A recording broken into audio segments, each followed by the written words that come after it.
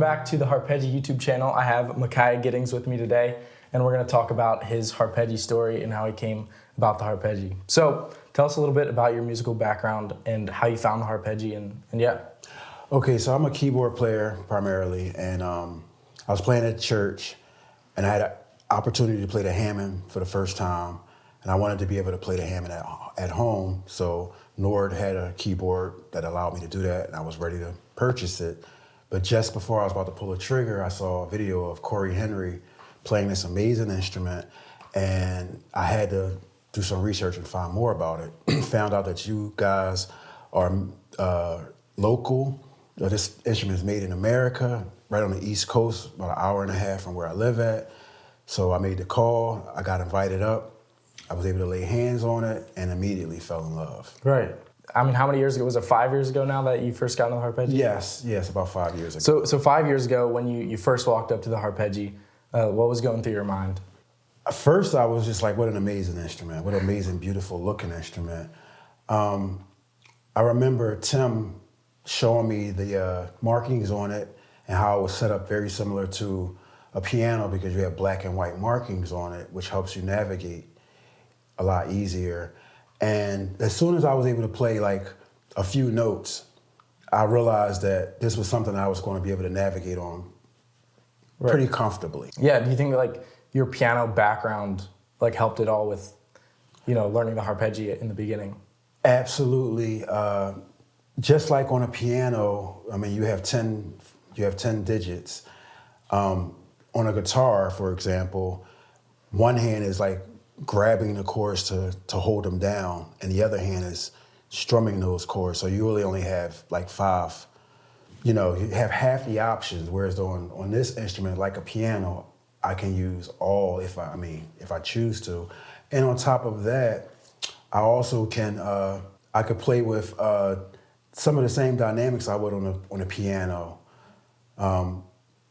It's just chord structure, the way I think about chords. A lot of times on the guitar, because I played a little bit of guitar, you run out of room, kind of, sort of, or you get cramped carl a lot because if you wanted to play 2 notes next to each other, that's like impossible almost to play for some people.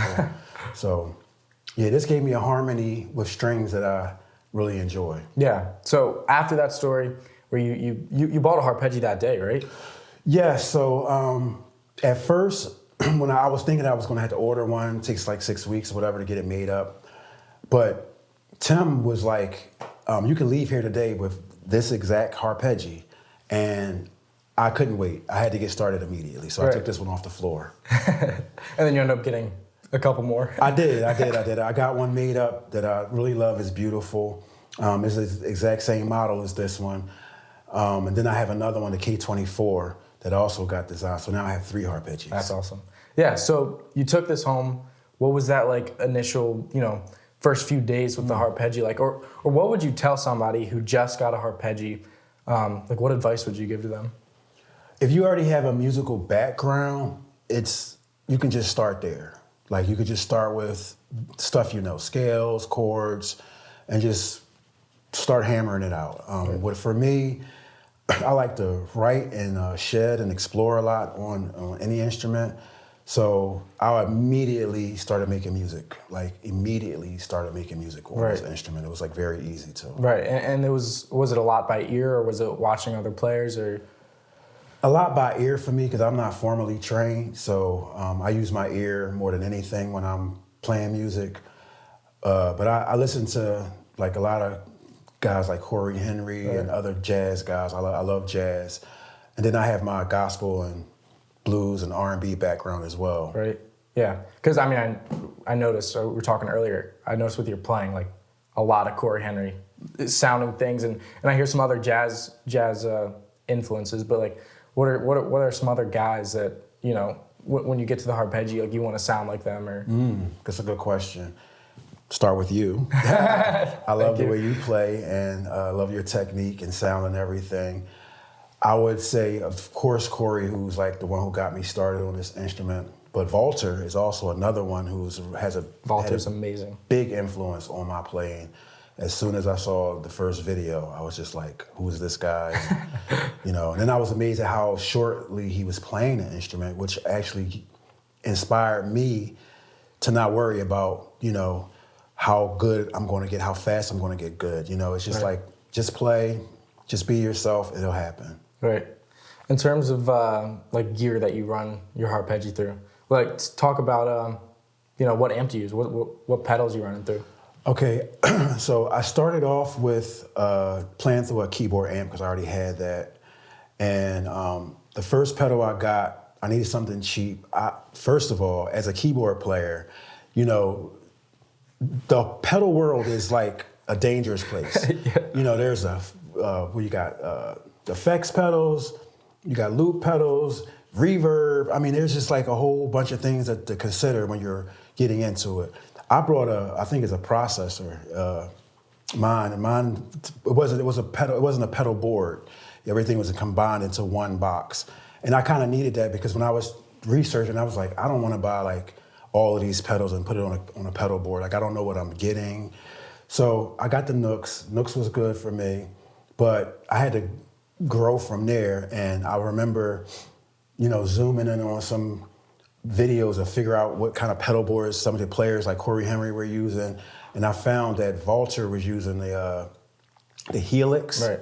So I have a Helix, I think it's the LT, and I like to run it now through a tube amp because I'm trying to get closer to a guitar type of sound, and I like both, but I'm more so in love with the tube amp. Right. Yeah, the guitar sound through a tube amp, I mean, you kind of can't beat it. Yeah, you can't. It's just awesome part about the Harpeggi. It's like through tubes, it's just like, it Right. sings compared to, a keyboard amp or a PA system Very kind true. of thing. So we were talking earlier about how the Harpeggi has changed the way that we've seen music personally in our Harpeggi playing and in our keyboard playing. But, talk me through that, how it's changed. This is a godsend instrument for me, to be honest, because I've always been a decent keyboard player. I played in church for years. One thing that I lacked as a keyboard player was understanding the art of improvising. And the Harpeggi gave me a window into that world pretty much immediately. Because like I was saying earlier, the keyboard is like sometimes like learning 12 languages because the way the shapes change every key. So I found it very difficult for me to get into soloing because of all of those rules that I had to follow in each key.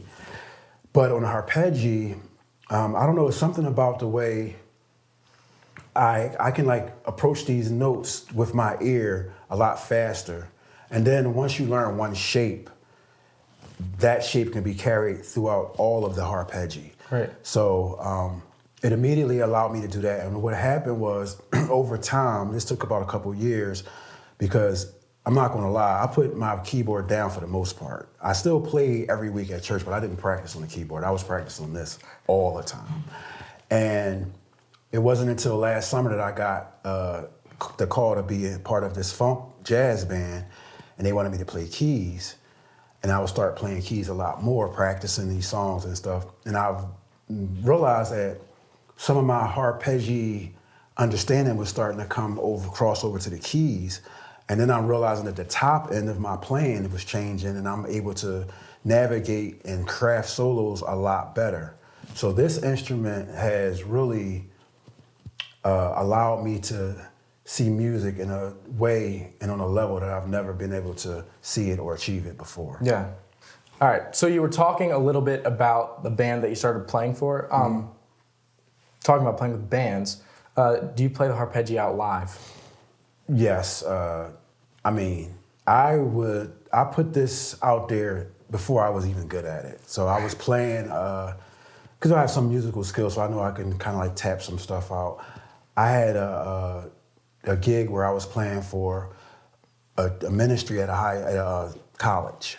Yeah. And me and my wife were doing this for a while already. It was Drexel. And one day when I got this, I was bringing my keyboard. Next thing you know, I was bringing this instead. So I forced it into certain situations because I wanted this to be heard and seen. Right.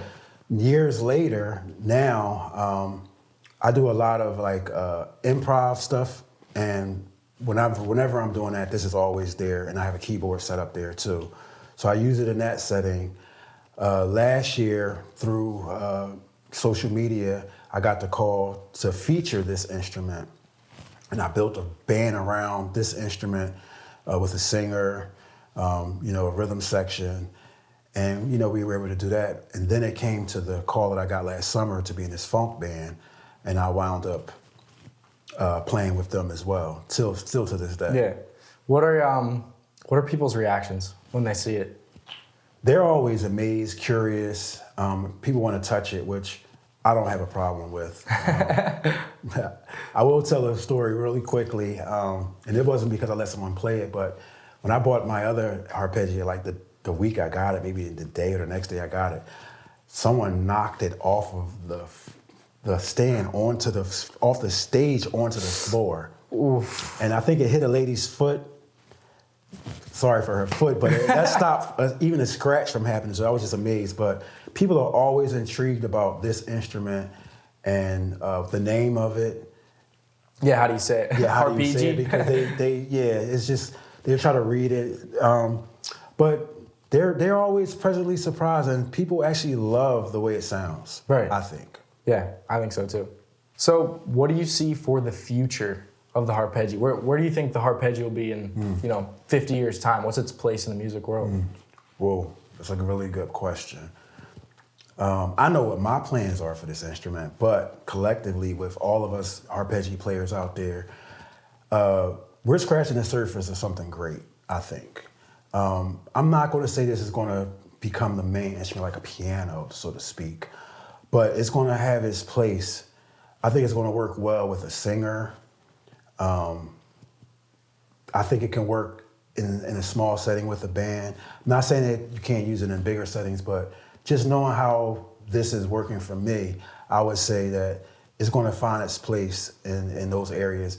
And eventually, I think it can find its way in church, like in a church setting. I'm kind of working through that myself. I want to replace, like every Sunday, but have a Sunday where as though I just use the Harpeggi strictly and able to carry worship and back the preacher up, all that kind of stuff. So what would you say to somebody who's just seen the Harpeggi online and like they don't know if it's for themselves, and they're deciding whether or not they want to buy one? Well, I would encourage them to make the choice, but here are the reasons why. If you're just getting into music, this is the perfect instrument to start with. It's going to give you a perfect grid of how to see music. It makes the theory a lot easier to understand. The sound that it gives you is very warm and pleasant, so you're going to enjoy hearing yourself play. It's very intuitive. It's not too hard to learn. And because the community is growing, you're just going to have more and more content out there to feed off of. Right. Yeah. Good answer. All right. Thanks, Malchijah. Thanks for coming to the shop. Thanks for having me. I really appreciate that. Yeah. Thanks. See ya.